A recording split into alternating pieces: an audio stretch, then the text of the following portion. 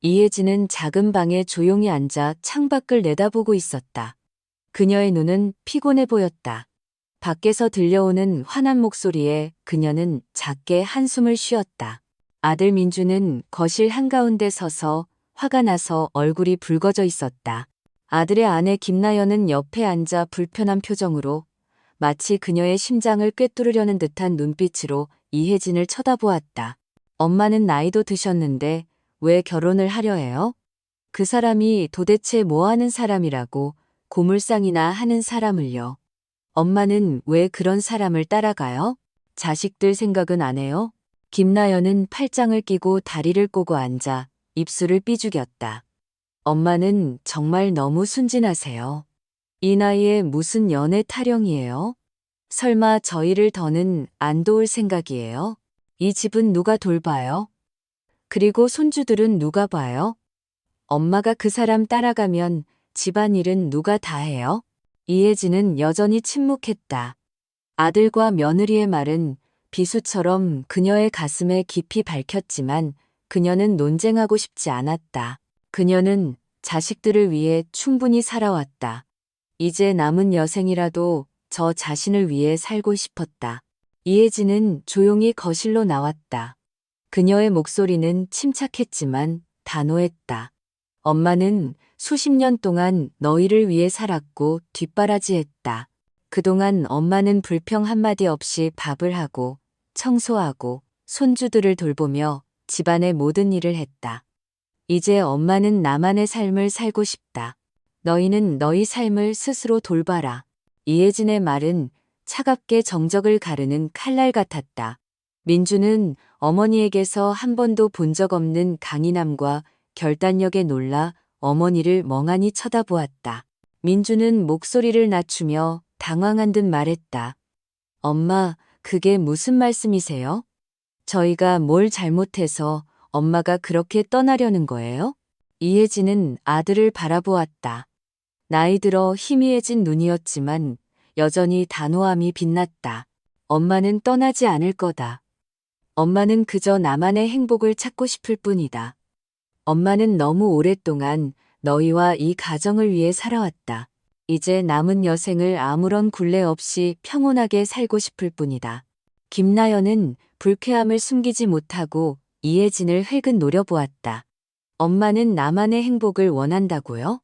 대체 그 사람이 뭘 가졌다고 엄마가 따라가려 해요? 빈털터리 고물상이라니. 그런 사람하고 같이 가서 행복할 수 있다고 생각하세요? 이혜진은 작게 웃었다.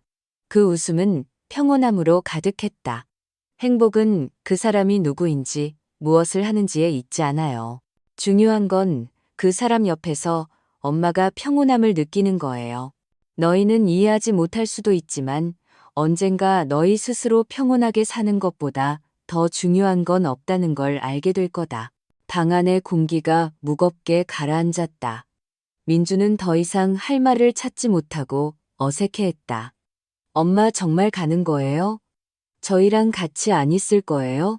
이혜진은 조용히 말했다. 엄마는 너희를 버리는 게 아니란다. 단지 이 책임을 더 이상 짊어지고 싶지 않을 뿐이다. 너희는 이미 성인이 되었고 각자 가정도 있다. 엄마는 더 이상 여기에 머무를 필요가 없다. 이제는 엄마가 나를 위해 살 때다. 그녀는 더 이상 말없이 돌아섰다. 민주는 어머니의 뒷모습을 바라보았다. 마음속에 갑자기 공허함과 후회가 밀려왔지만 차마 말할 수 없었다. 김나연은 여전히 불쾌한 태도를 유지한 채 평생을 가족에게 헌신한 어머니를 방금 잃었다는 사실을 깨닫지 못했다. 민주는 멍하니 서서 복잡한 생각에 잠겼다. 김나연은 옆에 서서 짜증스러운 목소리로 말했다. 오빠는 어떻게 할 거예요? 엄마가 가버리면 애는 누가 봐요? 오빠랑 나일 때문에 눈코 뜰 새 없이 바쁜데 엄마 없으면 안 되잖아요. 민주는 아무 말 없이 아직 반응하지 못했다. 김나연은 계속해서 말했다. 엄마는 나이도 드셨는데 아직도 그 빈털터리 고물상 아저씨를 쫓아다니시니 정말 한심해요.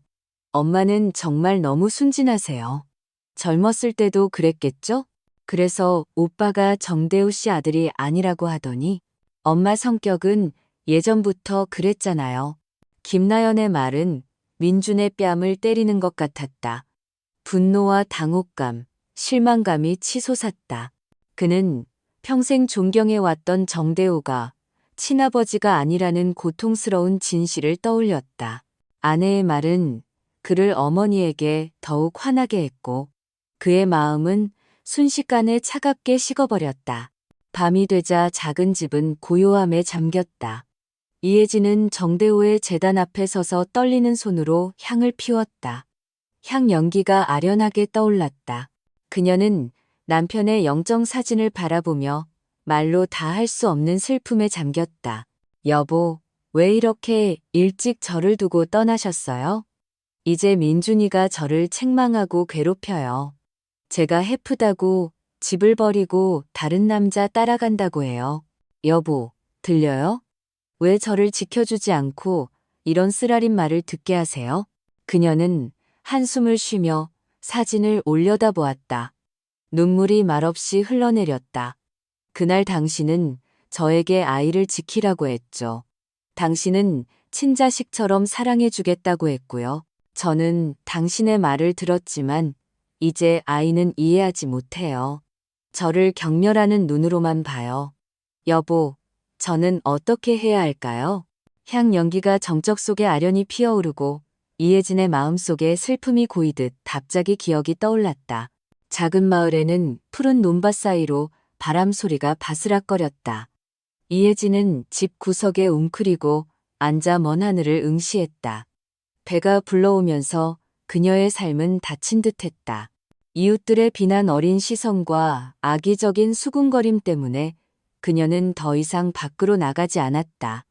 사람들은 나비 없는 아이를 임신한 그녀에 대해 온갖 소문을 퍼뜨렸다. 늦은 오후, 쓸쓸한 가을바람이 불었다. 이혜진은 낡은 나무 문을 조용히 닫으려 했다. 그녀는 고개를 들어 가장 선량한 남자 정대호가 집 앞에 서 있는 것을 보고 놀라움을 감추지 못했다. 정대호는 깊은 생각에 잠긴 눈으로 그녀를 바라보며 서 있었다. 그는 안으로 들어와 그녀 옆에 나무 의자에 앉았다.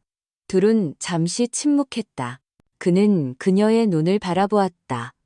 깊지만 전혀 판단하지 않는 시선이었다. 그는 그저 한숨을 쉬었다. 혜진 씨, 당신 이야기를 들었어요. 우리 마을은 작아서 소문이 빨리 퍼져요. 하지만 이 마을에 당신이 겪은 일을 제대로 이해하는 사람은 아무도 없을 거예요. 혜진은 고개를 살짝 숙였다. 마른 손은 무릎 위에서 서로 꽉 쥐었다. 눈은 슬픔으로 물들어 있었다. 그녀는 다른 사람들처럼 판단받을까 두려워 정대호를 똑바로 쳐다보지 못했다. 오빠가 알았다면 오빠도 저를 아무것도 아닌 사람으로 생각하겠죠. 저는 익숙해요. 다들 그렇게 말하니까요. 정대호는 혀를 차며 고개를 살짝 흔들었다. 그는 바로 말하지 않고 창밖을 바라보다가 천천히 그녀를 다시 바라보았다. 아니요, 저는 그렇게 생각하지 않아요. 저는 그저 당신이 도움이 필요하다고 생각할 뿐이에요. 정대호의 말에 혜진은 멍하니 있었다. 오랜 시간 동안 비난 외에는 자신을 돕겠다는 말을 들어본 적이 없었다. 목이 메어 아무 말도 할 수 없었다. 정대호의 너그럽고 진실한 시선에 그녀의 마음은 조금 누그러졌지만 여전히 믿을 수 없었다. 혜진은 길게 숨을 들이쉬며 침착한 목소리를 유지하려고 애썼다. 오빠는 그렇게 말하지만 사람들이 저에 대해 뭐라고 말하는지 몰라요. 저는 아무것도 남지 않았어요. 명예조차도 모두 잃었어요. 더 이상 구할 것도 없어요. 정대호는 가볍게 미소 지으며 몸을 앞으로 기울였다. 그의 손은 무릎 위에 놓여 있었고 목소리는 단호했다. 명예는 다른 사람의 입에서 나오는 것이 아니에요. 우리는 우리가 어떻게 사는지 알아요. 저는 단지 당신에게 묻고 싶어요. 제가 당신과 결혼하고 싶다고 말하면 동의하겠어요?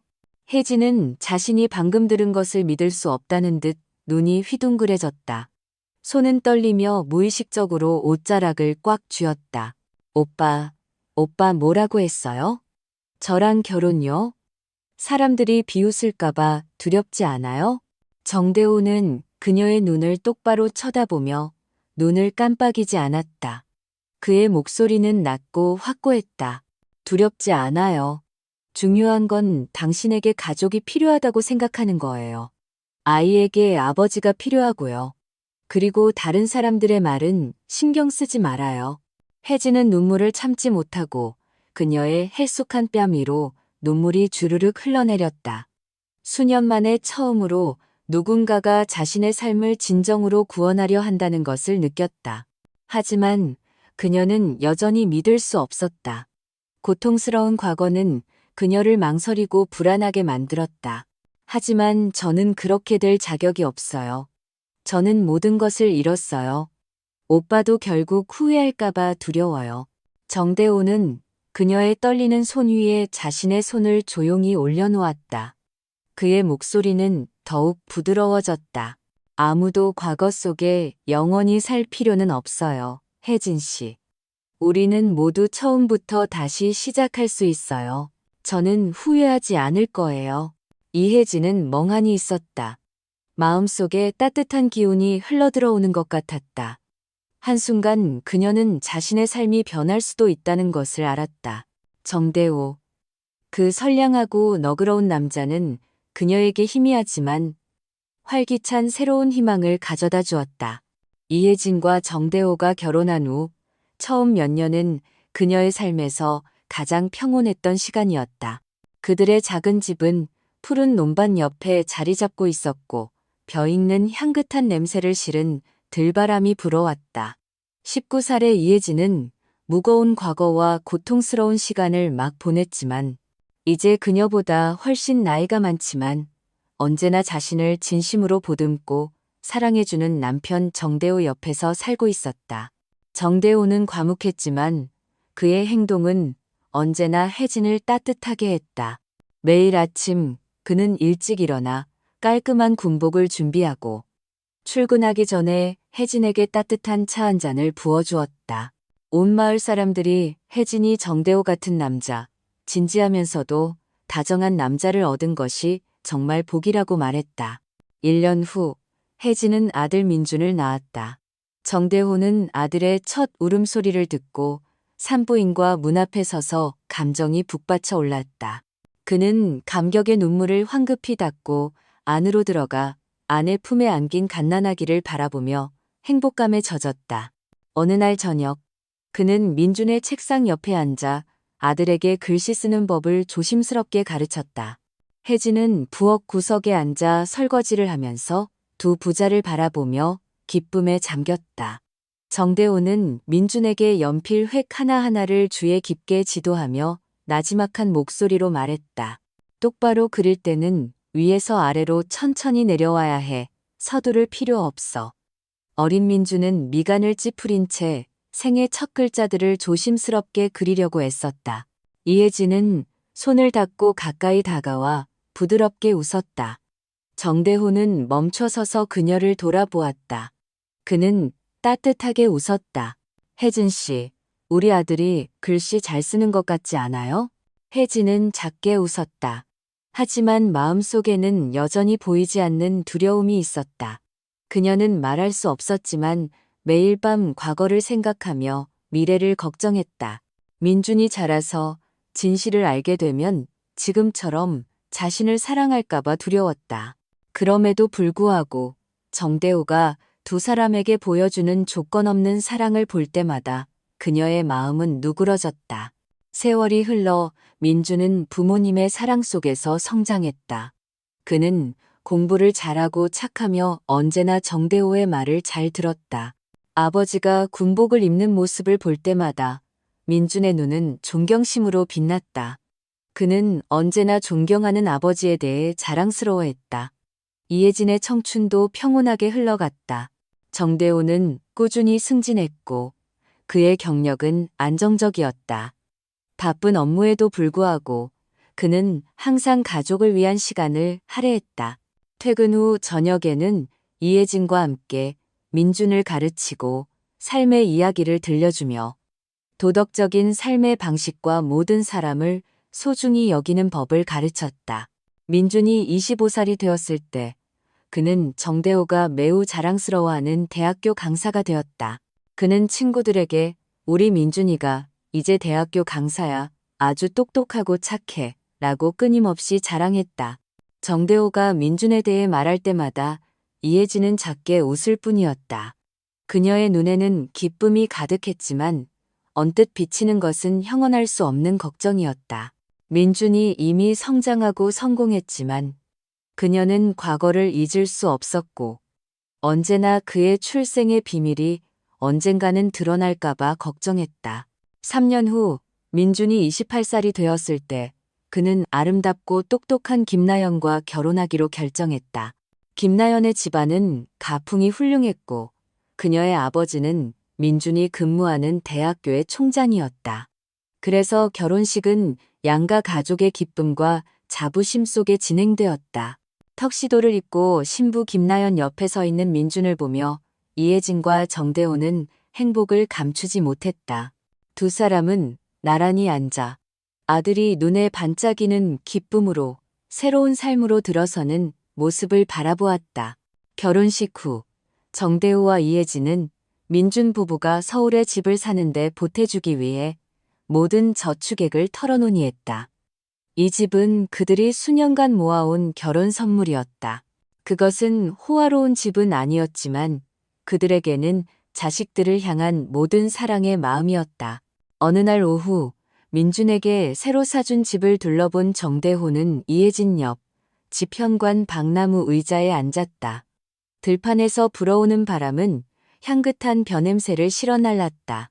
두 사람은 말없이 멀리 바라보며 조용히 앉아 있었다. 한참 후에 정대호가 침묵을 깼다. 민준이가 성공하고 행복한 가정을 이루는 걸 보니 내가 한 모든 일이 가치 있었다고 생각해요. 이혜진은 고개를 끄덕였다. 그녀의 눈에는 자부심이 빛났지만 약간의 걱정도 스쳤다. 저도 아이가 그렇게 되기를 바랄 뿐이에요. 우리는 아이를 위해 모든 것을 다 했어요.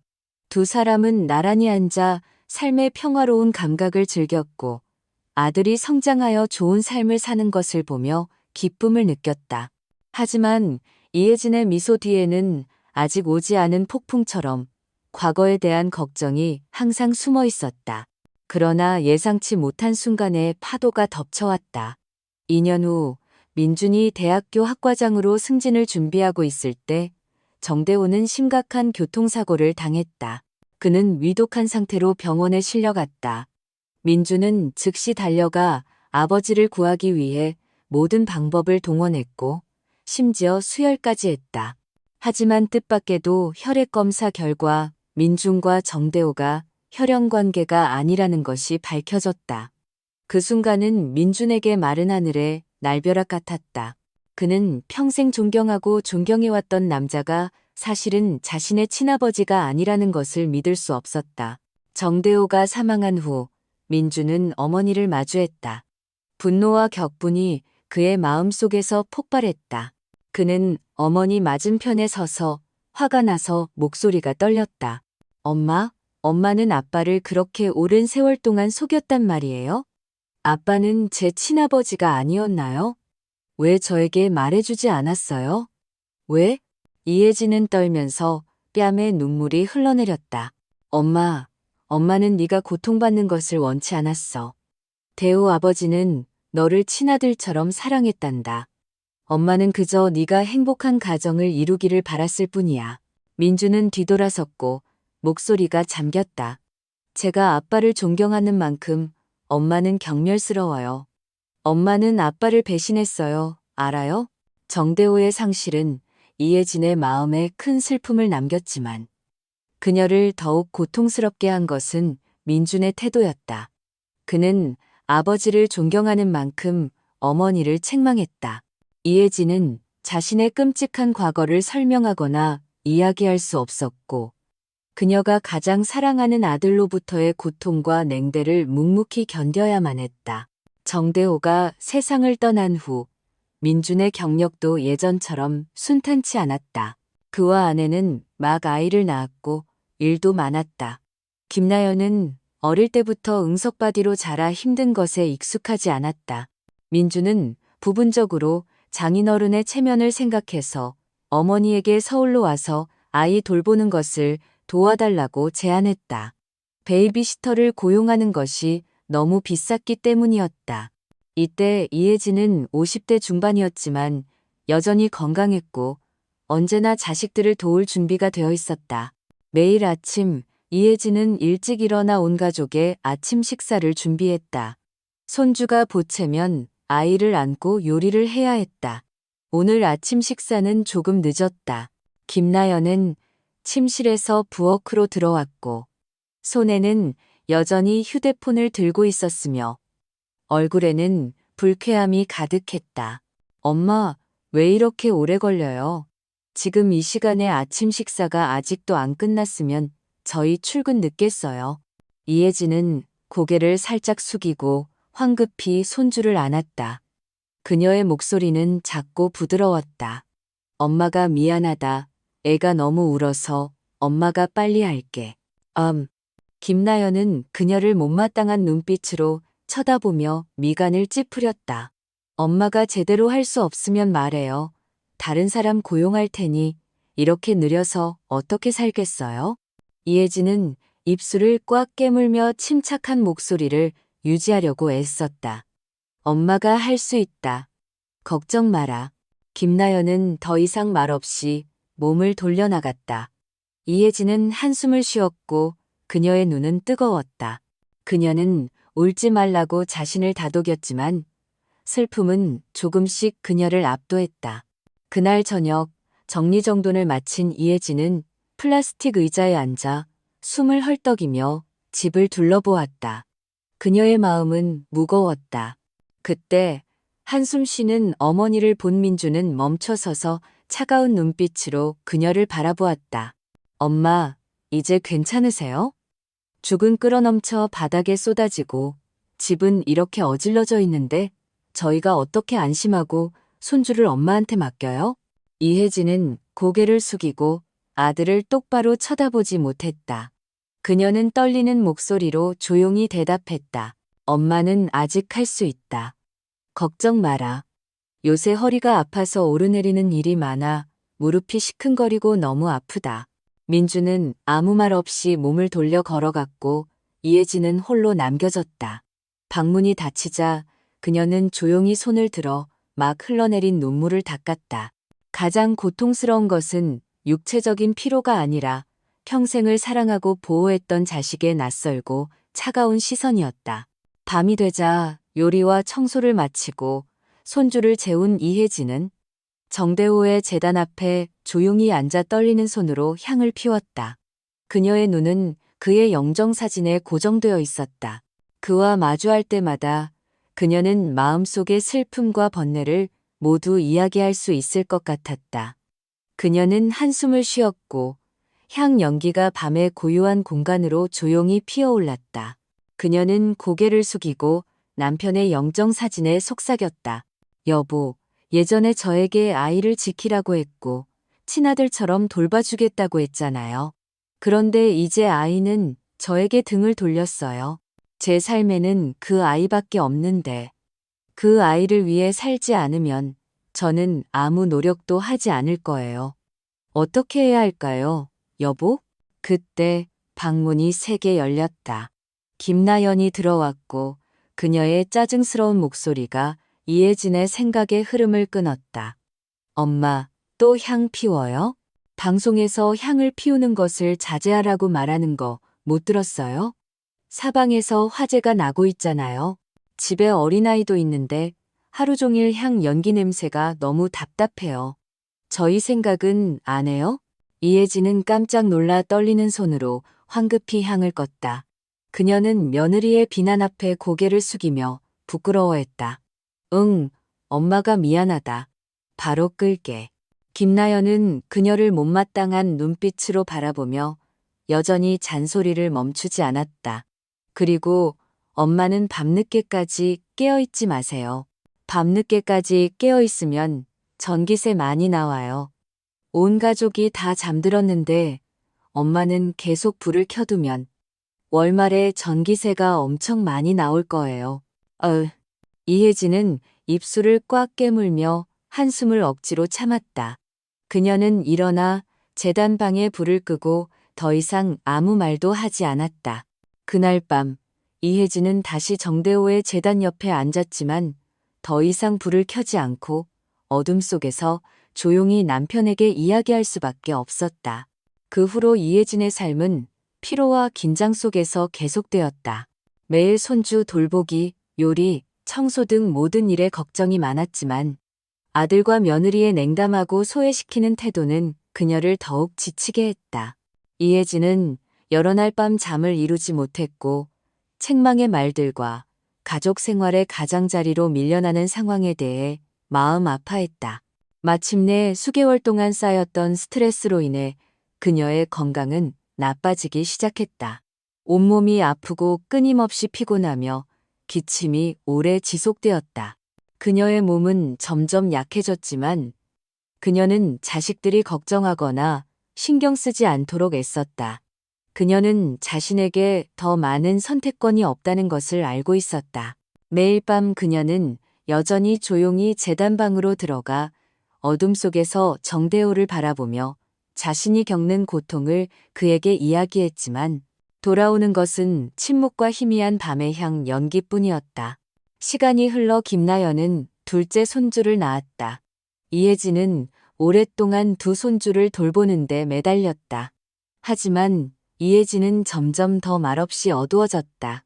며칠간의 피로 끝에 이혜진은 병이 났다.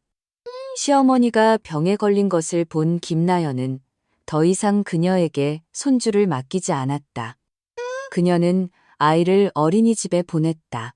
부분적으로는 안심하고 싶어서였고, 부분적으로는 시어머니가 손주들을 돌볼 힘이 충분하지 않을까봐 걱정해서였다. 이혜진의 병이 그리 심각하지 않았음에도 김나연은 갖가지 이유를 대며 아이들이 그녀와 많이 접촉하는 것을 피하게 했다. 그녀는 심지어 큰아이도 이혜진과 이야기하는 것을 제안했다. 아이가 할머니 옆에 앉아 학교 이야기를 몇 마디 할 때마다 김나연은 빨리 아이를 다른 곳으로 부르며 못마땅한 눈빛으로 말했다. 애야, 이리 와서 엄마랑 있어. 할머니랑 계속 이야기하지 말고 시골 말투 배워서 너의 세련된 서울 억양 다 잃을까봐 걱정돼. 이혜진은 그 말을 듣고 마음이 찢어지는 듯했다. 그녀는 손주가 엄마를 따라가는 모습을 말없이 바라보았다. 그 후로 그녀는 손주들과 많은 말을 하려 하지 않았고 그저 멀리서 말없이 그들을 바라보며 마음속으로 고통스러워했다. 그녀는 받아들이는 것 외에는 아무것도 할 수 없다는 것을 알고 있었다. 그녀가 마지막 안식처를 찾으리라 생각했던 이 집은 이제 차갑고 낯설게 변했다. 민주는 아내가 때때로 너무하다는 것을 여러 번 알아챘지만 침묵했다. 그는 김나연이 어머니에 대한 불만을 표현하고 있다는 것을 마음속으로 이해했지만 장인어른의 체면을 생각해서 모든 것이 그냥 지나가도록 내버려두는 것 외에는 감히 아무것도 하지 못했다. 민주는 몇 번 말을 꺼내려 했지만 결국 그만두고 그저 어머니가 집에서 이름 없는 일들을 조용히 하는 것을 지켜보았다. 시간이 흘러 첫째 손주는 학교에 갔고 둘째 아이도 유치원에 다니게 되었다. 이혜진도 황혼기에 접어들었다. 그녀는 하루 종일 집을 청소하며 시간을 보낼 뿐이었다. 민준이 이곳에 사는 동안 어머니를 어디에도 데려가지 않았기 때문에 그녀는 감히 어디에도 가지 못했다. 민준의 집은 담장이 높고 이웃들과 거의 교류가 없었기 때문에 주변 이웃들도 그녀에게 거의 안부를 묻지 않았다. 매일 그녀는 몇 개의 빈 병과 캔을 주워 모으고 집안의 쓰레기 더미에서 버려진 것들을 모았다. 그녀는 그것들을 조심스럽게 보관하고 자루에 넣어 고물상에게 팔 생각이었다. 별 가치는 없었지만 뭔가 유용한 일을 하고 있다는 생각에 조금이나마 가치를 느꼈다. 하지만 김나연은 그녀가 그 일을 하는 것을 보고 경멸감을 숨기지 않았다. 엄마, 또 저 병이랑 캔들 줍는 거예요? 모아서 뭐 하려고 집을 쓰레기장으로 만들어요? 그냥 길에 버려두면 누군가 가져가겠죠. 그 푼돈 몇 푼을 아껴서 뭐 하겠어요? 엄마는 계속 그 촌스러운 구두쇠 버릇을 고치지 못하네요. 이혜진은 고개를 숙이고 아무 말도 하지 않았다. 그녀의 손은 떨면서 작은 자루를 꽉 묶고는 조용히 집구석에 치워두었다. 며느리의 말은 그녀의 마음을 아프게 했다. 하지만 그녀는 더 이상 대꾸하거나 설명할 힘이 없었다. 침묵과 체념은 이미 오래전부터 그녀에게 깊이 뿌리내려 그녀는 집의 어두운 구석으로 움츠러들 뿐이었다. 마치 자신의 존재가 누구에게도 더 이상 중요하지 않은 것처럼. 그렇게 날마다 이혜진은 텅 빈 집에서 마치 자신의 삶처럼 버려진 것들을 주워 모으며 쓸쓸하게 지냈다. 그날 오후 이혜진이 집마당에 조용히 앉아 있을 때 단골 고물상 김동호가 낡은 수레를 밀고 지나갔다. 병들이 부딪히는 쨍그랑 소리에 이혜진은 고개를 살짝 들어 바라보았다. 김동호의 그림자를 보고 그녀는 황급히 그를 불렀다. 목소리는 조용했지만 기쁨에 차 있었다. 김 아저씨, 잠깐만 기다려주세요. 줄 병들이 좀 있어요. 김동호는 뒤돌아 환한 미소를 지으며 수레를 이혜진의 마당으로 밀고 들어왔다. 그는 그녀가 오랫동안 모아둔 병들이 가득 담긴 자루를 받으며 웃으며 말했다. 이혜진 아주머니, 고맙습니다. 이 병들로 꽤 도움이 될 거예요. 이혜진은 고개를 흔들며 헬쑥한 얼굴에 온화한 미소를 지었다. 아저씨 그냥 가져가세요. 집에 둬봤자 아무도 안 쓸 거예요. 저는 아저씨 오기만 기다렸어요. 김동호는 병이 담긴 자루를 수레에 실었다. 하지만 매번 그랬듯 그는 그녀에게 무언가를 주는 것을 잊지 않았다. 어떤 날은 전통과자 봉지였고 어떤 날은 고향에서 가져온 향긋한 시골떡이었다. 그런 작은 시골 물품들은 이혜진을 말없이 감동시켰다. 너무 오랫동안 그런 정겨운 고향 음식을 먹어본 적이 없었기 때문이었다. 오늘은 제가 떡을 좀 가져왔는데 시골떡이에요. 방금 고향에서 올라왔어요. 한번 드셔보시고 옛날 맛이랑 비슷한지 보세요. No. 이혜진은 기쁨을 감추지 못하는 눈으로 떡 봉지를 받아들며 기뻐했다. 고맙습니다. 서울에 온 후로는 이런 음식을 못 먹었어요. 고향이 너무 그립지만 어떻게 해야 할지 모르겠어요. 그렇게 김동호가 지나갈 때마다 두 사람은 나란히 앉아 삶의 이야기를 나누었다. 김동호는 힘들었던 일상과 고물을 모으기 위해 도시 곳곳을 돌아다녔던 여정에 대해 이야기했다. 이혜진은 자신의 슬픔에 대해 많이 말하지 않았지만 답답한 서울 집에서의 고요한 삶에 대해 가끔 몇 마디를 털어놓았다. 평소처럼 어느 날 오후 김동호는 이혜진의 집 뒤뜰에 있는 작은 텃밭을 정리하는 것을 도우러 들렀다. 김동호가 올 때마다 잡초를 뽑고 흙을 고르며 돌보는 푸른 채소밭을 볼 때마다 이혜진은 언제나 즐겁고 편안함을 느꼈다. 두 사람은 나무 그늘 아래서 쉬며 차를 마시고 즐겁게 이야기를 나누었다. 소박한 일상 이야기를 할 때마다 잔잔한 웃음소리가 울려 퍼졌다. 이혜진 아주머니, 아주머니 집 채소들이 정말 잘 자랐네요. 제가 다른 집에도 가봤는데 다 시들시들한데 이 텃밭은 정말 눈이 시원하네요. 이혜진은 온화한 눈빛으로 미소 지었다. 채소는 잘 자랐는데 아무도 안 먹어요. 저랑 손주들밖에요. 애들은 늘 바쁘게 일하고 음식에 신경 쓸 겨를도 없어요. 이야기 도중 대문이 삐걱거리는 소리가 나고 그녀의 며느리 김나연이 집 안으로 들어왔다. 그녀의 눈이 김동호를 마주치자마자 불쾌한 표정을 지었다. 그녀는 마당을 둘러보며 김동호가 모아둔 병들과 종이 상자들을 보고는 경멸하고 의심스러운 목소리로 말했다. 엄마, 또 고물상 아저씨들을 집에 들였어요? 이 사람들은 눈이 어두워서 신경 안 쓰면 이것저것 집어가요. 우리 집은 다 비싼 물건이지 싼 거 하나 없어요. 이혜진은 깜짝 놀라 황급히 변명했다. 그녀의 목소리는 작고 침착함을 유지했다. 아니야, 얘야. 김 아저씨는 엄마 아는 분이야. 자주 엄마 심부름도 도와주고. 그분은 나쁜 의도 없어. 하지만 김나연은 이혜진의 설명을 듣지 않았다. 그녀는 길게 입술을 삐죽이며 여전히 경멸스러운 눈빛을 보냈다.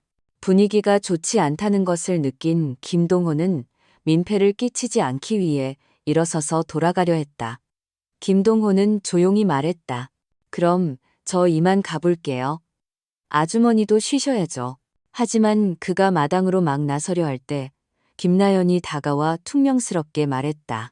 잠깐만요. 제가 가방들을 좀 확인해 봐야겠어요. 혹시 우리 집 물건을 잘못 가져가는 건 아닌지. 김나연은 몸을 굽혀 김동호가 모아둔 가방들을 하나하나 꼼꼼히 확인했다. 김동호는 여전히 평온한 태도를 유지하며 아무 말도 하지 않았다. 김나연이 다시 확인하려 할 때 김동호는 조용히 입을 열었다. 그의 목소리는 매우 차분했다. 아가씨, 사람들은 정으로 사는 겁니다. 재물은 잃어도 다시 찾을 수 있지만 사람의 정은 한 번 잃으면 찾으려 해도 찾기 어렵습니다. 김나연은 멍하니 멈춰섰다.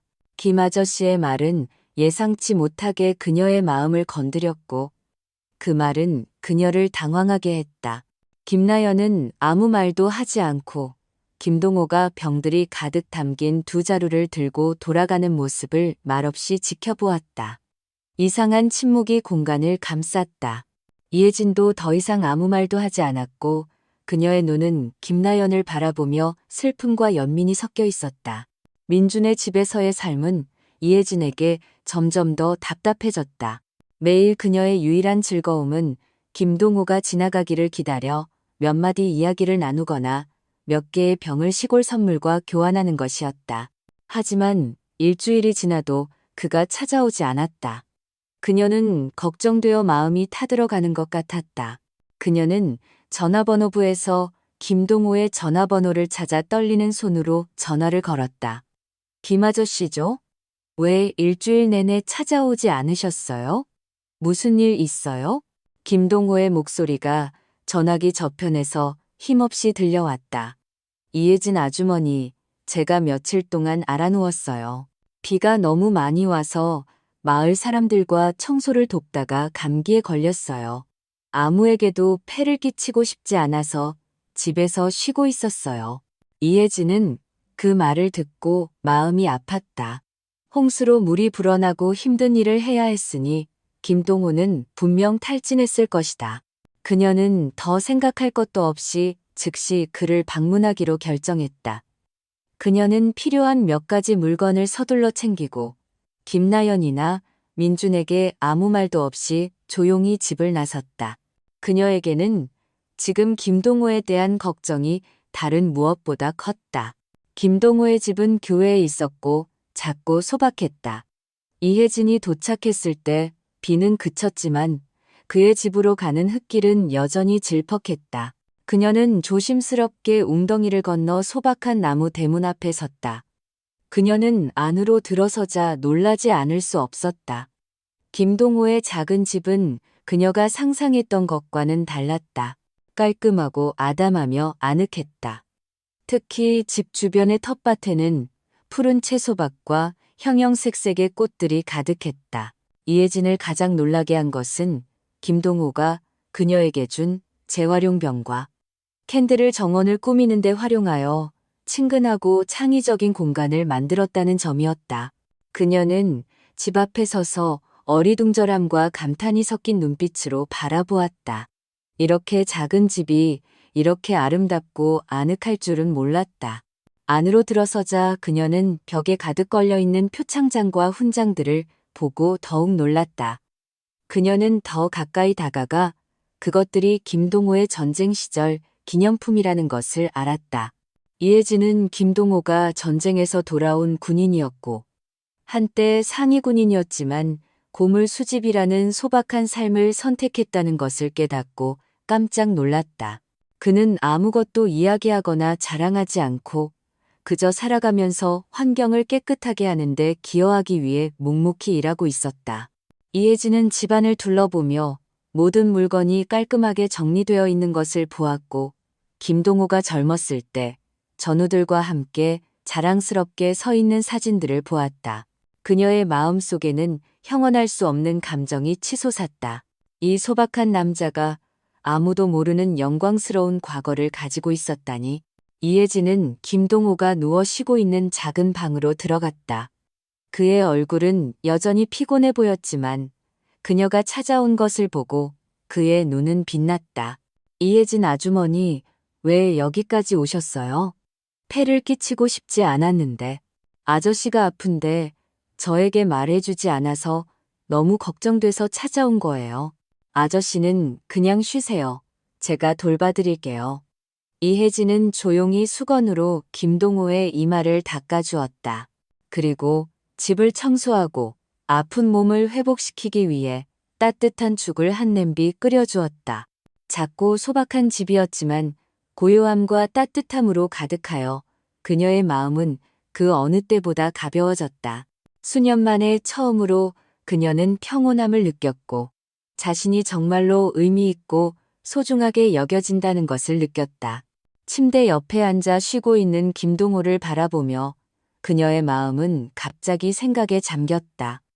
아들 집에서 수치와 냉대를 견뎌야 했던 세월이 마치 밀려오는 것 같았다. 그녀는 자신이 너무 오랫동안 보이지 않는 책임감 속에서 살아와 평온하게 살 권리를 잊고 있었다는 것을 깨달았다.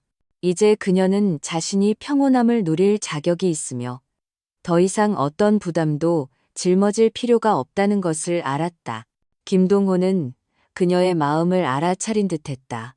그는 일어나 그녀를 바라보며 천천히 말했다. 아주머니, 여기 와서 같이 살겠어요? 이 작은 집에서 남은 세월 동안 서로를 돌보면서요. 이혜진은 망설였다. 마음은 기뻤지만 걱정이 앞섰다. 그녀는 나지막한 목소리로 망설이며 말했다.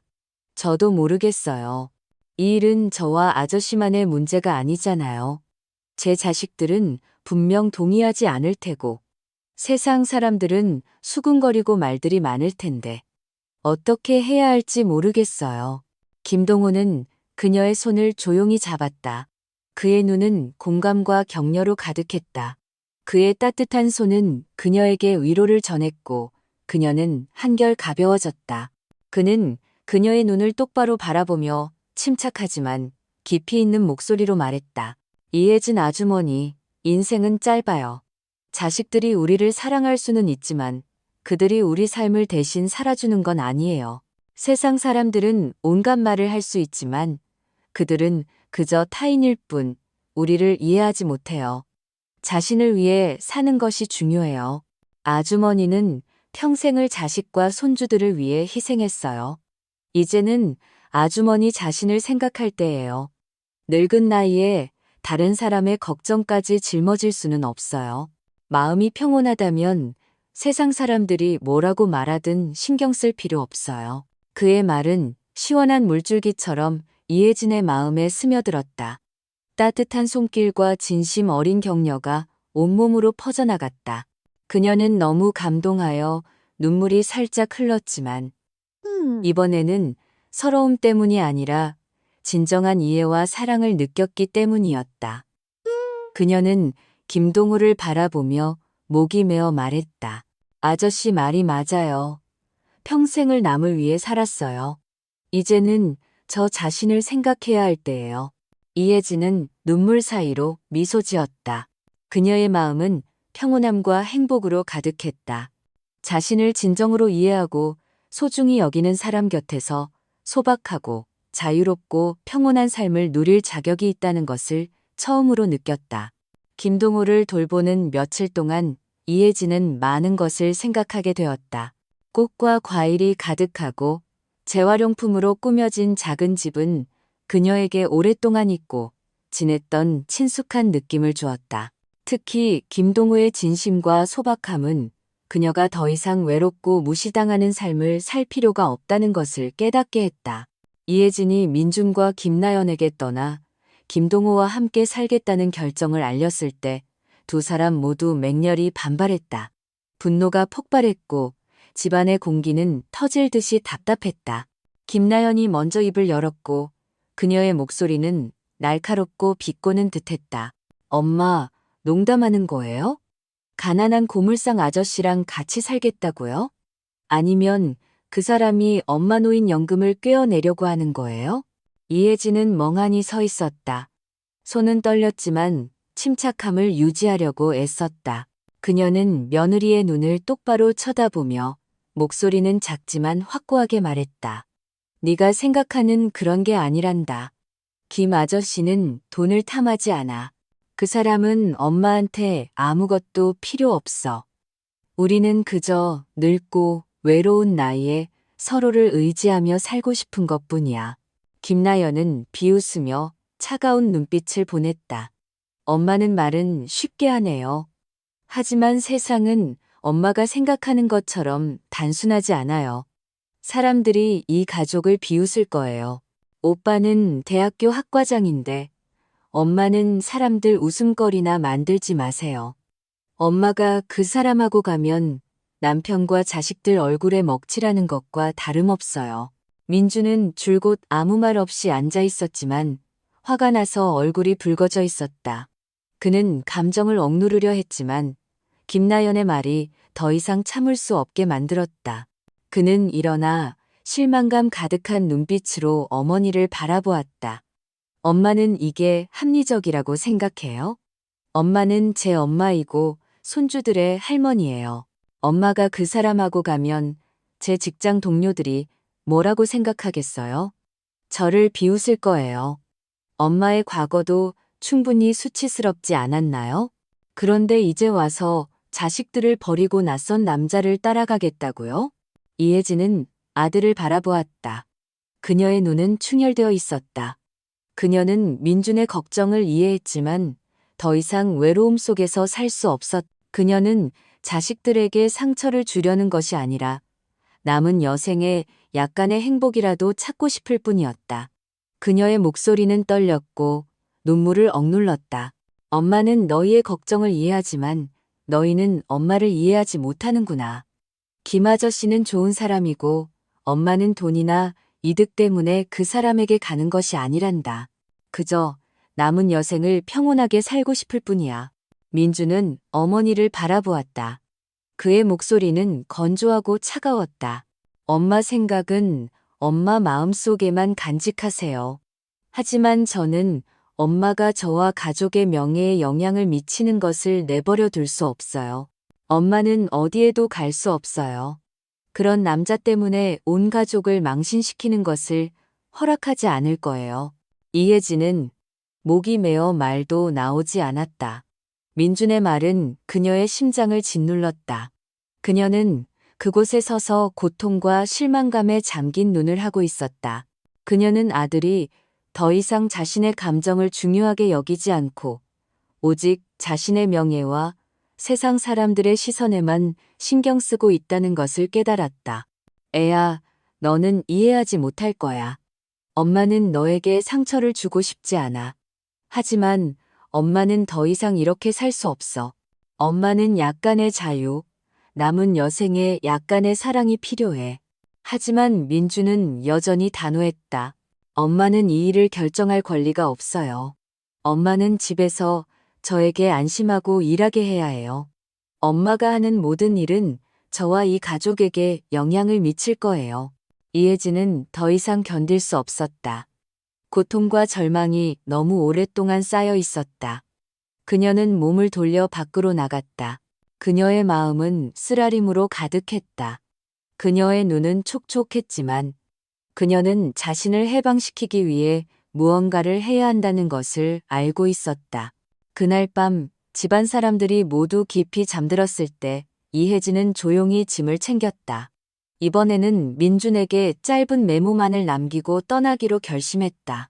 그녀는 만약 이곳에 머무른다면 이 집에서 그림자처럼 존재하며 자신의 삶을 자유롭게 살 권리가 없을 것이라는 것을 알고 있었다.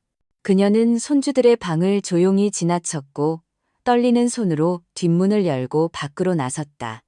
모든 고통과 억압을 뒤로하고 그녀는 밤길을 천천히 걸었다. 많은 짐을 가져가지 않았다. 필요한 몇 가지와 갈아입을 옷 몇 벌뿐이었다. 그녀는 소란을 피우고 싶지 않았고 자식들의 삶을 방해하고 싶지 않았다. 하지만 그녀는 지금 떠나지 않으면 자신이 항상 바라던 삶을 결코 얻을 수 없을 것이라는 것을 분명히 알고 있었다. 이혜진은 한적한 길을 따라 걸었다. 마음은 무거웠지만 단호했다. 이 순간 그녀의 머릿속에는 오직 김동호만이 있었다. 그만이 그녀에게 공감과 위로를 가져다주는 유일한 사람이었다. 그녀는 그가 자신의 마음을 이해해 줄지 알 수 없었지만 그와 함께라면 약간의 평온함을 찾을 수 있을 것이라고 믿었다. 그녀가 김동호의 집에 도착했을 때 작은 집은 여전히 희미하게 불이 켜져 있었다. 김동호는 병에서 회복 중이라 여전히 몸이 약했지만 가벼운 노크 소리에 그는 천천히 문을 열었다. 문 앞에 서 있는 이혜진을 보자 그는 작게 한숨을 쉬었고 그의 눈에는 놀라움과 걱정이 스쳤다. 이혜진 아주머니, 왜 이 시간에 여기까지 오셨어요? 무슨 일이라도 있어요? 이혜진은 그를 바라보았다.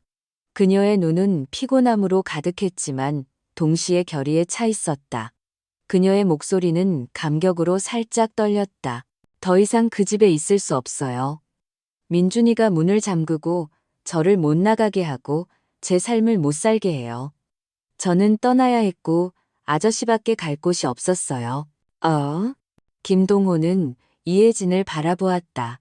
그의 마음은 복잡했지만 깊은 공감이 담겨 있었다. 그는 그녀가 겪었던 일을 잘 이해했고 그녀의 결정에 놀랐음에도 더 이상 아무 말도 하지 않았다. 그는 조용히 문을 넓게 열어 그녀가 자신의 작은 집으로 들어서게 했다. 김동호의 집에 들어서자 이혜진은 전에 느껴보지 못했던 안도감을 느꼈다. 소박한 벽과 주변을 둘러싼 정원이 그녀에게 따뜻함과 평온함을 주었다. 차가운 시선도 날카로운 비난도 없었다. 오직 고요한 공간과 두 사람 사이에 깊은 공간만이 있었다. 김동호는 이혜진을 부엌으로 안내했다. 그곳에는 그가 병에서 회복하기 위해 막 끓인 따뜻한 죽 한 냄비가 있었다. 그는 죽 한 그릇을 그녀 앞에 놓고 옆에 앉아 부드러운 눈빛으로 말했다. 아주머니, 앉아서 드세요. 제가 다 끓여놨어요. 아무 걱정 마세요. 여기를 아주머니 집이라고 생각하세요. 이혜진은 죽 그릇을 들었다. 그녀의 손은 여전히 떨렸지만 마음속의 무거움은 어느 정도 덜어졌다. 작은 부엌에서 삶의 이야기를 함께 나눈 남자와 함께 그녀는 해방감을 느꼈다. 정대호가 세상을 떠난 후 그녀가 한 번도 느껴보지 못했던 감정이었다. 그 후로 이혜진은 김동호의 작은 집에서 지냈다. 두 사람은 소박하고 조용하며 평화로운 삶을 살았다. 아침에는 이혜진이 김동호가 예전에 심어놓은 채소밭을 돌보았다. 김동호는 아직 완전히 회복되지 않은 몸에도 불구하고 그녀가 작은 정원의 구석구석을 정리하는 것을 돕고 함께 재활용병들을 정리하여 정원을 더 꾸몄다. 점차 두 사람은 더욱 친해졌고 그들 사이에 아무런 거리감도 없었다. 김동호는 이혜진에게 자신이 싸웠던 시절, 전쟁 후 삶의 어려움, 그리고 왜 이런 소박한 삶을 선택했는지에 대해 이야기했다. 이혜진은 귀 기울여 들었고 그에게 깊은 공감을 느꼈다. 어느 날 오후 두 사람이 작은 꽃밭 옆에 앉아 있을 때 김동호가 이혜진을 바라보았다. 그의 목소리가 작게 울렸다. 이혜진 아주머니, 아들 집을 떠난 것을 후회하나요? 이혜진은 그를 바라보며 작게 웃었다. 그녀의 눈에는 오랫동안 느껴보지 못했던 평온함이 빛났다. 후회하지 않아요. 이것은 제 삶에서 가장 올바른 결정이었어요. 저는 이런 삶이 필요했어요. 소란스럽지 않고 아무도 판단하지 않는 그저 저를 이해해주는 사람 곁에서 약간의 평온함만 있으면 충분해요. 이튿날 아침 일찍 민준이 이혜진이 집을 나간 것을 발견했을 때 그의 마음은 불타는 듯 했다. 뒷문은 활짝 열려 있었고 침대는 텅 비어 아무도 없었다. 그는 화가 나서 아내를 깨웠다. 그의 목소리는 분노로 잠겨 있었다. 김나연, 엄마가 가버렸어. 엄마가 감히 말 한마디 없이 가버렸어. 분명 그 남자한테 갔을 거야. 김나연은 막 잠에서 깨어나 이른 아침에 깨워진 것에 짜증을 냈지만 이야기를 듣자마자 동조했다. 제가 말했잖아요. 그 고물상 아저씨가 분명 오빠 엄마를 깨어낸 거라고요. 이제 아주머니가 가버렸으니 오빠 직장 동료들이 오빠를 비웃을 거예요. 민준의 마음속에서 분노가 치솟았다. 어머니가 떠난 것뿐만 아니라 자신의 명예가 곧 손상될 것이라는 생각 때문이었다. 그는 황급히 옷을 입고 오전에 휴가를 냈다. 서둘러 옷을 갈아입는데 민주는 아직 김나연이 옷을 갈아입지 않은 것을 보았다. 그는 소리쳤다. 아직 옷 안 갈아입고 뭐해? 뭐 하는 거야? 김나연은 무심한 듯 말했다. 돈이나 금 같은 거 없어진 거 있는지 확인하는 중이에요. 혹시 엄마가 그 남자한테 돈을 가져다 준 건 아닌지. 나이 드시면 가끔 남에게 속기도 하잖아요. 김나연의 말이 끝나자마자 그녀는 민준에게서 엄청난 따기를 맞았다. 민준의 눈은 이글거렸다. 당장 입 닥쳐. 배울 만큼 배운 사람이 시어머니께 그렇게 무례하게 말해요? 우리 집이 가난하긴 해도 당신 돈 한 푼도 탐내지 않아. 김나연은 남편이 화를 내는 것을 보고 그의 손을 잡았다. 오빠, 제 뜻은 그게 아니었어요. 엄마가 남에게 속을까봐 걱정한 것뿐이에요. 닥쳐. 당신은 언제나 돈만 알아. 당신 혼자 그 돈 다 끌어안고 살라고. 그렇게 말하고 민주는 화를 내며 가버렸다. 그는 이웃들에게 김동호, 이 지역에서 고물을 수집하는 사람이 어디 사는지 아는지 물어보러 뛰어다녔다. 김나연은 남편이 서두르는 것을 보고 감히 무례하게 굴지 못하고 황급히 민준을 따라갔다. 며칠 후 민준과 김나연은 김동호의 집을 찾아갔다. 그의 작은 집 앞에 서서 그들은 문을 세게 두드렸다. 민준의 목소리가 분노에 차서 울렸다. 엄마, 엄마 당장 나와요. 엄마가 이러는 게 옳다고 생각해요? 집안에서 이혜진과 김동호는 정원에서 차를 마시고 있었다. 이혜진은 아들의 목소리를 듣고 마음이 죄어들었다. 하지만 이번에는 예전처럼 떨지 않았다. 그녀는 일어나 문을 열고 민준과 김나연의 눈을 똑바로 바라보았다. 들어와라. 할 말이 있다. Now. 민준은 격분한 모습으로 안으로 들어섰다. 김나연은 뒤에 서서 여전히 경멸스러운 눈빛을 하고 있었다. 그들은 이혜진이 말할 틈도 주지 않고 민준이 즉시 화난 목소리로 말했다. 엄마, 지금 뭐 하는 거예요? 엄마가 이렇게 가버리면 이웃들이 뭐라고 말할지 알아요? 김나연은 옆에 서서 불에 기름을 부었다. 제가 솔직히 말할게요. 엄마가 그 사람을 따라가는 건 사람들 웃음거리나 만드는 거예요. 사람들이 민준 오빠를 비웃고 우리 가족이 아무것도 아니라고 말할 거예요. 엄마가 이러는 게 옳다고 생각해요. 이혜진은 아들과 며느리의 말을 하나하나 들었지만 더 이상 예전처럼 두려워하거나 고개를 숙이지 않았다. 그녀는 깊이 숨을 들이쉰 다음 조용하지만 단호하게 입을 열었다. 엄마는 너희의 걱정을 알지만 너희는 왜 엄마가 이렇게까지 해야 했는지 한 번이라도 스스로에게 물어본 적이 있니? 엄마가 너희 집에서 살았지만 정말로 살아있는 거였니? 엄마는 이 가정을 위해 평생을 희생했지만 남은 여생을 더 이상 그림자처럼 살고 싶지 않아. 엄마도 사랑받고 평온하게 살고 싶어. 김 아저씨는 좋은 사람이고 엄마는 돈이나 이득 때문에 그 사람에게 가는 것이 아니란다. 엄마는 그저 남은 여생을 평온하게 살고 싶을 뿐이야. 민주는 멍하니 멈춰 섰다. 그는 어머니가 이렇게 강한 말을 할 줄은 몰랐다. 그는 어머니가 자신에게 이렇게 단호한 목소리로 말하는 것을 들어본 적이 없었다. 이혜진은 계속해서 말했다. 그녀의 목소리는 감격으로 변했다. 너희는 명예, 다른 사람들의 시선에만 관심이 있어. 하지만 엄마에게는 다른 것이 필요해. 엄마는 더 이상 조용히 살면서 하녀처럼 취급받고 싶지 않아. 엄마는 나눌 사람, 나를 이해해주는 사람이 필요해. 그리고 김 아저씨가 그걸 엄마에게 주었단다. 엄마는 평온함 외에 아무것도 필요 없어. 김나연은 이혜진을 바라보았다. 그녀의 눈은 여전히 경멸로 가득했다. 그녀는 민준을 돌아보며 날카로운 목소리로 말했다. 오빠 봤죠? 엄마는 이미 세뇌당한 거예요. 이제 외부 사람 편만 드네요. 나이 드셔서 행동하는 게 무슨 첫사랑에 빠진 10대 같아서 집까지 버리고 맹렬하게 사랑하네요. 정말 못 참겠어요. 민주는 어머니를 바라보며 마음이 복잡했다. 그는 김나연의 말을 이해했다. 그는 또한 이해할 수 없다고 느꼈다.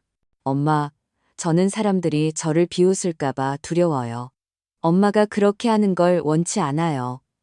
제 경력에 영향을 미칠 거예요. 이혜진은 아들을 바라보았다. 그녀의 마음은 가라앉았다. 그녀는 민준이 무심한 사람이 아니라는 것을 알았지만 그는 명예와 사회적 압력에 묶여 있었다. 그녀는 조용히 그의 어깨에 손을 얹으며 목소리를 부드럽게 낮추었다. 애야, 너의 명예는 엄마가 결정하는 것이 아니야. 엄마의 삶은 더 이상 다른 사람들의 시선에 속하지 않아. 네가 엄마를 사랑한다면 엄마가 엄마의 삶을 살게 해다오.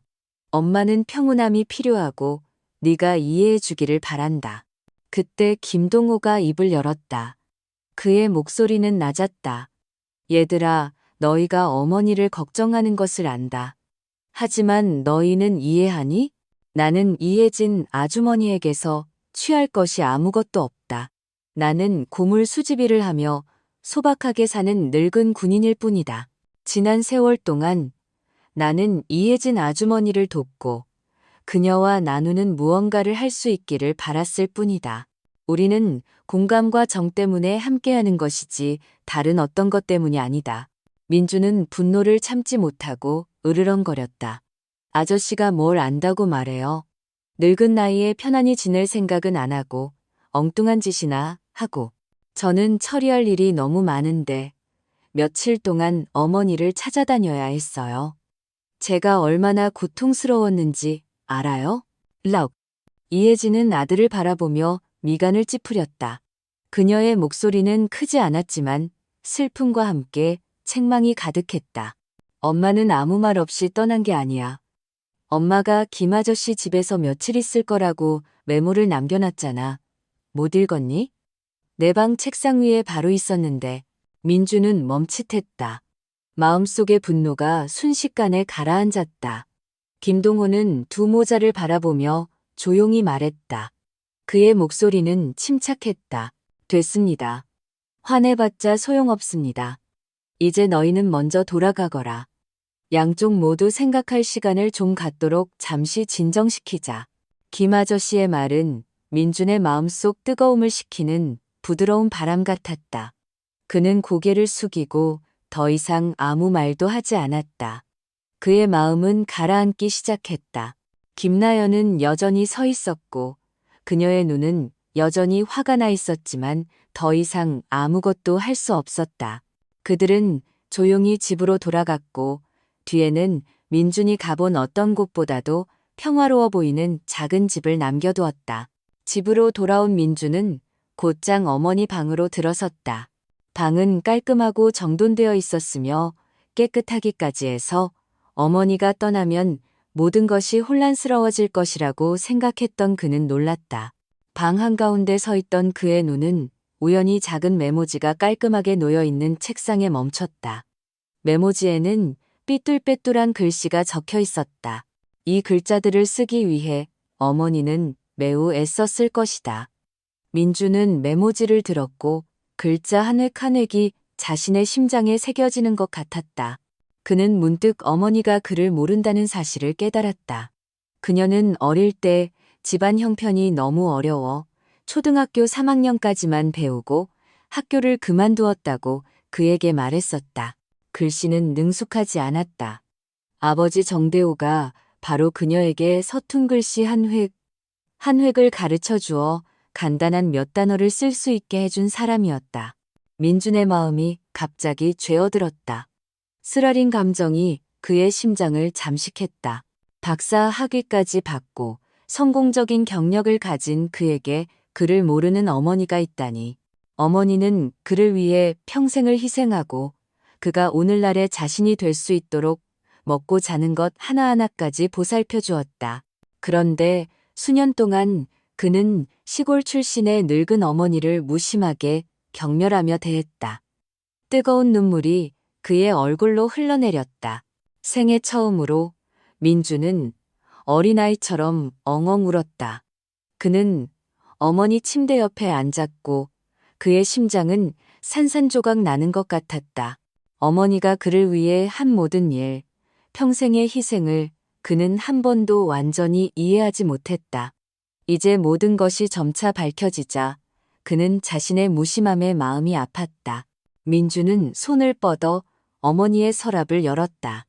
그 안에는 소중히 보관된 작은 수첩들이 여러 권 있었다. 낡은 수첩들, 또렷한 글씨로 보아 아버지의 것이 분명했다. 그가 기록한 글들, 마음속 이야기들, 그리고 한 번도 말하지 않았던 것들. 민주는 한 권씩 넘기다가 다른 수첩들보다 더 낡은 한 권을 찾았다. 그는 조용히 열어 말없이 읽었다. 아버지는 그 수첩에 매일 일기를 기록했다. 진심 어리고 감정적인 글들이 그의 눈앞에 펼쳐졌다. 나는 혜진을 처음 만난 날을 생생히 기억한다. 젊은 여인이 내 집문 앞에 서 있었을 때 그녀의 눈은 두려움과 수치심으로 붉게 물들어 있었다. 그때 혜진은 채 20살도 되지 않은 어린 여인이었지만 그녀의 삶은 이미 마을 사람들의 소문과 가혹함이라는 진흙 속에 파묻혀 있었다. 사람들은 아비 없는 아이에 대해 정숙하지 못한 여자에 대한 좋지 않은 소문들을 퍼뜨렸다. 그 시절 시골 마을은 원래 좁고 말들이 끊이지 않았다. 사람들은 혜진을 차갑고 비판적인 시선으로 바라봤지만 아무도 그녀의 고통 뒤에 숨겨진 진짜 이야기를 들으려 하지 않았다. 혜진은 혼란과 고통으로 가득 찬 눈으로 그날 밤을 나에게 이야기했다. 운명의 그날 밤 혜진은 젊은 남자들에게 붙잡혀 조롱당하고 강간당했다. 그녀는 살려달라고 소리쳤지만 아무도 듣지 못했다. 그녀의 비명은 절망적인 밤 속으로 사라졌다. 혜진이 울면서 이야기하는 것을 보니 나도 눈물을 참을 수 없었다. 만약 그날 내가 혜진을 구해주지 않았다면 아마도 그녀는 가장 절망적인 그날 밤 강물에 몸을 던졌을 것이다. 그녀는 눈물을 흘리며 더 이상 견딜 수 없다고 사람들의 시선이 자신을 삶과 죽음의 경계로 내몰았다고 말했다. 나는 혜진에게 다른 선택지가 없다는 것을 알았다. 그녀는 너무 어려서 자신을 보호할 수 없었고 세상의 가혹함에 맞서기에는 너무 약했다. 나는 그녀의 뱃속의 아이 때문만이 아니라 세상의 혀 앞에서 나약한 여인의 무력함 때문에 그녀를 동정했다. 그 아이는 끔찍한 죄악의 흔적이었지만 동시에 내가 그녀를 보호하기 위해 손을 내밀기로 결정한 이유이기도 했다. 나는 비난을 받거나 직장에서 문책을 받더라도 그 아이의 아버지가 되겠다고 결심하고 혜진을 반드시 보호할 것이다. 민주는 글자 한 줄 한 줄을 읽으며 손을 떨었다. 이것은 그가 아버지에게서 한 번도 들어본 적 없는 이야기였다. 다음 페이지를 넘기자 그는 깊은 고뇌가 담긴 글들을 발견했다. 혜진은 그를 모른다. 그녀는 제대로 학교에 다녀본 적이 없다. 나는 그녀에게 가장 간단한 글자 한 획 한 획을 가르쳤다. 나는 그저 그녀가 자신의 생각을 스스로 쓸 수 있어서 외롭지 않기를 바랐을 뿐이다. 혜진은 자신을 위해서만이 아니라 나를 위해서 그리고 우리가 가장 사랑하는 아들을 위해서 정말 많이 노력했다. 나는 단지 아들이 세상이 어떻든 엄마의 사랑은 조건 없는 것임을 이해해 주기를 바랄 뿐이다. 여기까지 읽은 민주는 흐느껴 울었다. 눈물이 낡은 페이지 위로 떨어졌다. 아버지의 글은 칼날처럼 그의 심장을 갈랐다. 아버지는 어머니를 그렇게 사랑했고 그녀를 보호했다. 그런데 그와 그의 어머니가 모든 사랑과 희망을 걸었던 그 자신은 너무도 무심했다. 민주는 수첩을 닫았다. 후회로 가득 찼다. 그는 어머니가 자신을 위해 얼마나 많은 희생을 했는지 깨닫지 못했다. 그의 부모님은 그를 돌보고 보호하는 데 평생을 바쳤지만 그는 항상 그들을 경멸하고 명성과 오만을 고수했다. 민주는 이 글들을 읽으며 흐느껴 울었다.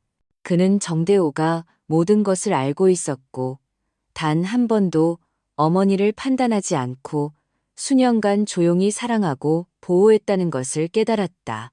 그의 포용력은 민준을 일깨웠고 그가 어머니를 책망하고 명성과 사회적 시선에 사로잡혀 있었던 것이 잘못되었음을 이해하게 했다. 며칠간의 성찰과 삶에 대한 많은 깨달음 끝에 그날 아침 민주는 직접 집을 청소하고 소박하지만 따뜻한 식사를 준비했다. 그가 청소부터 요리까지 모든 것을 주도한 것은 이번이 처음이었다. 김나연은 민준의 낯선 모습에 놀랐지만 남편의 결의를 보고는 조용히 그가 원하는 대로 하게 두었다. 아버지의 제단의 향을 피우며 민주는 속삭였다. 아빠, 죄송해요. 이 불효한 아들이 어머니를 제대로 돌보지 못했어요. 이제부터는 어머니를 다시는 슬프게 하지 않을 거예요. 그는 제단방에 조용히 앉아 있었다. 먼지 한 톨 없는 방을 보니 어머니가 얼마나 자주 청소했는지 알 수 있었다. 그녀는 집 안에서만 맴돌았으니 그녀가 얼마나 외로웠는지 짐작할 수 있었다. 민주는 어머니가 자신에게 많은 것을 바라는 것이 아니라 그저 사랑과 이해가 필요하다는 것을 깨달았다.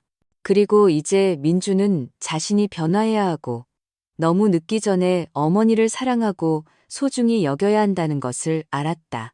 이 삶은 성공과 지식만으로 사람을 만드는 것이 아니라 감사와 포용하는 마음으로 가장 소박한 가치들을 이해해야 하기 때문이다. 민준이 김동호의 집 앞마당에 들어섰을 때 그는 이곳이 풍기는 즐겁고 활기찬 분위기에 놀랐다. 노인들과 아이들의 웃음소리가 공간 전체에 울려 퍼지며 이상한 따뜻함을 만들어냈다. 평소 조용하던 마을 노인들은 함께 모여 플라스틱 병과 캔을 자르고 붙이고 묶어 독특한 모양을 만들고 있었다. 아이들은 제잘거리며 뛰어다녔고 어떤 아이는 병을 들고 왔고 어떤 아이는 노인들이 능숙하게 폐기물로 만든 새 장난감들을 힘겹게 안고 있었다.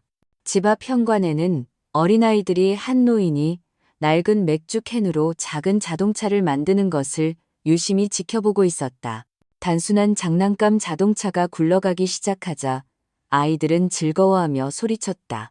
한 여자아이는 몸을 굽혀 자동차를 집어들었고 눈은 기쁨으로 반짝였다. 할아버지, 이 차 왜 이렇게 예뻐요? 저도 이거 만들 수 있어요? 노인은 온화하게 웃으며 여자아이의 머리를 쓰다듬고 잘라내고 조각들을 붙이는 방법을 설명해 주었다. 아이들 각자가 직접 장난감을 만들기 시작하자 분위기는 더욱 활기 넘쳤다. 마당은 웃음소리와 설렘으로 가득했다. 마당 한 구석에서 이혜진은 약차 주전자를 들고 다니며 사람들에게 차를 따라주며 즐겁게 이야기했다. 그녀의 활기찬 발걸음은 민준에게 어머니가 다시 살아난 것 같은 느낌을 주었다. 그녀는 오랫동안 잊고 지냈던 소박한 기쁨 속에서 다시 살아난 것 같았다. 그녀의 얼굴과 주변 사람들의 미소를 보니 민주는 서울의 비좁은 집에서 외로움을 견뎌야 했던 어머니의 모습을 떠올렸다. 이제 어머니는 생기와 기쁨으로 가득했다. 이혜진 아주머니, 이 주전자 저번에 김 아저씨가 가져온 낡은 물병 아니에요? 아주머니 솜씨가 정말 좋네요. 지금은 새 것 같아요. 한 노인이 물컵을 들고 칭찬했다. 이혜진은 작게 웃으며 고개를 끄덕였다. 네, 낡은 병이지만 잘 활용하면 여전히 유용해요. 새 것만 좋다는 법은 없죠. 계속 비싼 물건만 사면 너무 아까워요. 절약하면서 환경도 보호하는 거죠. 김동호는 옆에 서서 나지막한 목소리로 말을 이었다. 사람들은 낡은 물건은 버려야 한다고 말하지만 사실 모든 것은 다시 살아날 수 있어요. 사람도 마찬가지죠. 늙었거나 많은 풍파를 겪었어도 유용하게 살 줄 알면 어떤 나이에도 삶의 기쁨과 가치를 가져다 줄 수 있어요. 김 아저씨의 말에 사람들은 잠시 생각에 잠겼다가 고개를 끄덕이며 동의했다. 병이나 캔만 재활용할 수 있는 것이 아니라 마을의 노인들 자신도 다시 살아나고 즐겁고 의미 있는 날들을 다시 살고 있었다.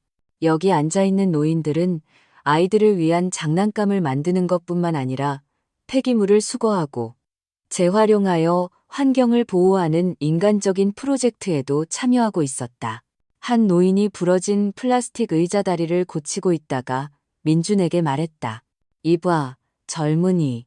자네도 알겠지만 망가진 물건은 고쳐 쓰는 거고 사람도 마찬가지야. 일단 이해하고 변화할 줄 알면 너무 늦은 것은 없어. 민주는 그 말을 듣고 마음이 훨씬 가벼워졌다. 노인의 말은 소박하지만 너무나 깊은 교훈이었다. 예전에는 그는 삶의 작은 것들을 경시했고 모든 것이 새롭고 완벽해야 한다고 생각했다. 하지만 이제 그는 낡은 물건들의 재탄생이 인간이 삶에서 의미를 다시 찾는 것과 다름없다는 것을 깨달았다. 그의 아버지는 그에게 끈기를 가르쳤다. 아무리 많이 넘어져도 다시 일어서서 처음부터 다시 시작할 수 있다는 것을. 그리고 이제 김 아저씨와 마을의 노인들이 그에게 가장 소박하고 진실한 삶의 방식을 통해 비슷한 교훈을 가르치고 있었다. 공간 전체가 기쁨으로 가득했다. 삶의 작은 가치 하나하나를 소중히 여길 줄 아는 사람들. 사람들은 일하면서 이야기를 나누었고 웃음소리는 계속 이어졌다. 아이들은 직접 만든 장난감을 가지고 마당을 뛰어다녔다. 그리고 노인들은 그 어느 때보다 자신이 유용하다고 느꼈다. 민주는 진정한 평온과 행복은 사치스러운 물질적인 것에서 오는 것이 아니라 진실하고 소박한 가치에서 온다는 것을 분명히 느꼈다. 김동호가 집안에서 나왔다. 민준을 보자 그는 미소 지으며 안으로 들어오라고 권했다. 그때서야 민준은 이전에 자신이 경멸했던 남자를 더 자세히 살펴보았다. 집벽에는 전쟁에서 세운 공로 표창장과 훈장들이 가지런히 걸려 있었다. 김동호는 소박하고 겸손해 보였지만 그의 아버지 못지않게 많은 업적과 공헌을 한 군인이었다. 민준의 마음속에는 뜻밖의 존경심이 솟아올랐다. 그는 어릴 때부터 아버지를 비롯한 군인들의 강인한 정신과 조국을 위해 기꺼이 희생하는 모습을 존경해왔다. 이제 그는 김동호에게서 비슷한 모습을 보았다. 소박하게 숨어 살면서도 자존감으로 가득 찬 존경스러운 노병의 모습이었다. 민준의 마음속에 있던 이전의 선입견들은 갑자기 사라졌다. 그는 김동호가 자신이 생각했던 그런 사람이 아니라 존경스럽고 책임감 있는 사람이라는 것을 깨달았다. 민준은 조용히 김동호에게 돌아섰다. 처음으로 그의 말에서 진심을 느꼈다. 저희 집에서 어머니와 아저씨가 함께 식사하러 오세요. 김동호는 민준을 바라보았다. 그의 눈에는 따뜻함이 빛났다. 그는 고개를 살짝 끄덕이고 이혜진을 돌아보았다. 아들의 달라진 태도를 본 이혜진은 수년간의 짐이 벗겨진 듯 마음이 한결 가벼워졌다. 그녀는 작게 웃었고 눈은 촉촉했지만 행복으로 가득했다. 민준이 말이 맞다. 이제 온 가족이 함께 앉아야 할 때야. 두 사람 모두 민준이 모든 것을 이해한 듯 보였기 때문에 기쁘게 동의했다. 돌아오는 길에 세 사람 사이의 분위기는 평화로웠고 예전처럼 긴장되지 않았다. 집에 들어서 따뜻한 식탁을 보자 이혜진은 작게 미소 지었다. 민주는 앞으로 나와 떨리는 손으로 어머니와 김아저씨에게 앉으라고 권했다. 엄마, 제가 엄마께 사과하고 싶어요. 수년간 저는 너무 이기적으로 살았어요. 제 명예만 생각하고 정작 제가 보호해야 할 분이 엄마라는 것을 잊고 살았어요. 제가 아빠의 수첩을 읽었어요.